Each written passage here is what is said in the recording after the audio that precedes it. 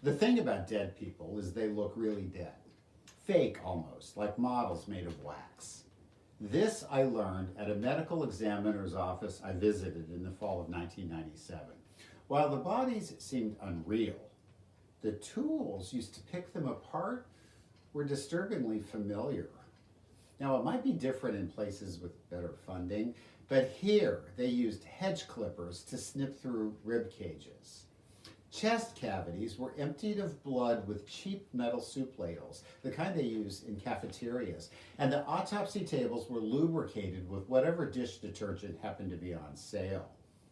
Also familiar were the songs, oldies mainly, that issued from the blood-splattered clock radio and formed a kind of soundtrack. Now, when I was young, I associated Three Dog Night with my 7th grade shop teacher, who proudly identified himself as the group's biggest fan. Now though, whenever I hear Joy to the World, I think of a fibroid tumor positioned upon a styrofoam plate.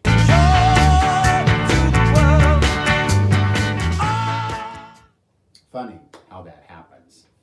Now, it's not like I walked into this completely unprepared. Even as a child, I was fascinated by death, not in a spiritual sense, but in an aesthetic one. As a teenager, I saved up my babysitting money and bought a $75 copy of Medico-Legal Investigations of Death, a sort of Bible for forensic pathologists. It showed what you might look like if you bit an extension cord while standing in a shallow pool of water. If you were crushed by a tractor, struck by lightning, strangled with a spiral or non-spiral telephone cord, hit with a claw hammer, burned, shot, drowned, stabbed, or feasted upon by wild or domestic animals. The captions read like really great poem titles, my favorite being Extensive Mildew on the Face of a Recluse. I stared at that picture for hours on end, hoping it might inspire me. But I know nothing about poetry, and the best I came up with was pretty lame. Behold the recluse, looking pensive. Mildew, though, is quite extensive. On his head, both aft and fore, he maybe should have got out more. I know nothing about biology either. The pathologist tried to educate me, but I was too distracted by the grotesque. My discovery, for instance, that if you jump from a tall building and land on your back, your eyes will pop out of your head and hang by bloody cables. Like those joke glasses I said to the chief medical examiner. The man was nothing if not professional, and his response to my observations was always the same. Well, he'd sigh, not really.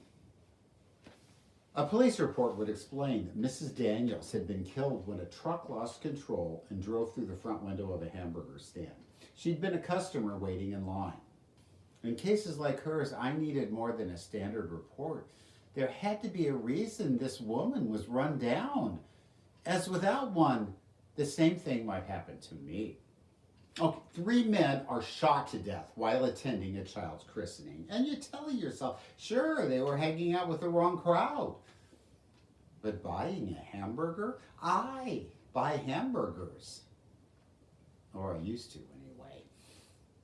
We had a case that Halloween. An elderly man who had tumbled from a ladder while replacing a light bulb. 4.5 days on the floor of his un-air-conditioned home. And as the bag was unzipped, the room filled with what the attending pathologist termed the smell of job security. Now, the autopsy took place in the morning and was the best argument for the buddy system I have ever seen. Never live alone, I told myself. Before you change a light bulb, call someone from the other room and have them watch until you're finished. By this point in my stay, my list of don'ts covered 3 pages and included such reminders as never fall asleep at a dumpster, never drive a convertible behind a flatbed truck, never get drunk near a train, never get old. I hadn't timed my visit to coincide with Halloween, but that's the way it worked out. You'd think that most of the casualties would involve trick-or-treaters hit by cars or done in by tainted candy, but actually the day was just like any other.